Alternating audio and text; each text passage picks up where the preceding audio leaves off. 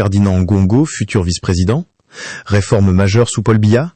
Une réforme constitutionnelle peut parfois passer inaperçue, mais celle-ci pourrait redéfinir durablement l'équilibre du pouvoir au Cameroun. La création du poste de vice-président relance une question essentielle. Qui incarne réellement le pouvoir aujourd'hui et surtout demain? Au Cameroun, certaines décisions politiques marquent des tournants discrets mais profonds dans la vie d'une nation. La création du poste de vice-président, adoptée le 4 avril 2026 par le Parlement réuni en congrès, fait partie de ces moments qui méritent une attention particulière. Officiellement, cette réforme vise à renforcer la continuité de l'État et à encadrer plus clairement les mécanismes de succession au sommet du pouvoir. Désormais, en cas de vacance de la présidence, le vice-président sera appelé à achever le mandat en cours, une disposition qui vient modifier en profondeur l'architecture institutionnelle du pays. Mais au-delà du texte, c'est surtout le contexte et les équilibres politiques qui suscitent de nombreuses analyses. Depuis plusieurs années, le nom de Ferdinand Ngongo revient régulièrement dans les cercles d'observation politique.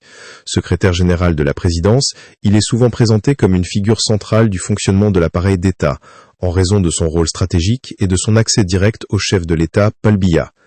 Certains analystes estiment que son influence dépasse largement le cadre administratif classique, notamment depuis qu'il bénéficie de délégations de signature sur certains actes importants.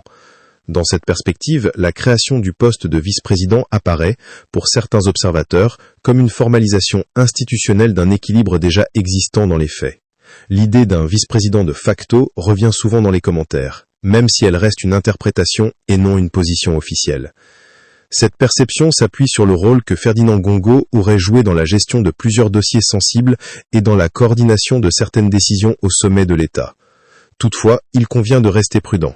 À ce jour, aucune nomination n'a été officiellement annoncée et plusieurs paramètres politiques entrent en jeu dans le choix éventuel du futur vice-président. Des considérations liées à l'équilibre régional, à la question anglophone ou encore aux dynamiques internes du parti au pouvoir peuvent influencer cette décision. La réforme elle-même, bien qu'importante, ne désigne aucun successeur automatique, mais ouvre plutôt un cadre dans lequel plusieurs scénarios restent possibles. Ce qui est certain, en revanche, c'est que cette évolution intervient dans un moment particulier de la vie politique camerounaise. Avec un président en fonction depuis plusieurs décennies et un environnement politique en mutation, chaque changement institutionnel est scruté avec attention. La création du poste de vice-président peut ainsi être perçue comme une mesure d'anticipation, visant à assurer la stabilité et la continuité du fonctionnement de l'État, quelles que soient les circonstances. Mais elle peut aussi être interprétée comme un signal politique, traduisant une volonté d'organiser plus clairement la gestion du pouvoir dans les années à venir.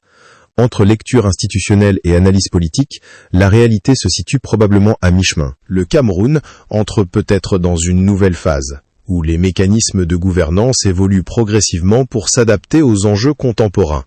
Dans ce contexte, le rôle des acteurs clés, et notamment celui de Ferdinand Ngongo, continuera d'être observé avec attention. Reste à savoir si cette réforme marquera un simple ajustement technique ou le début d'un véritable tournant politique. Une chose est sûre, dans les systèmes politiques, les textes sont importants, mais ce sont souvent les hommes et les dynamiques de pouvoir qui en révèlent toute la portée. Selon vous, cette réforme est-elle une simple mesure de stabilité ou le début d'une transition politique au Cameroun? Donnez votre avis en commentaire. Abonnez-vous à Le Continent TV pour des analyses claires et sans excès.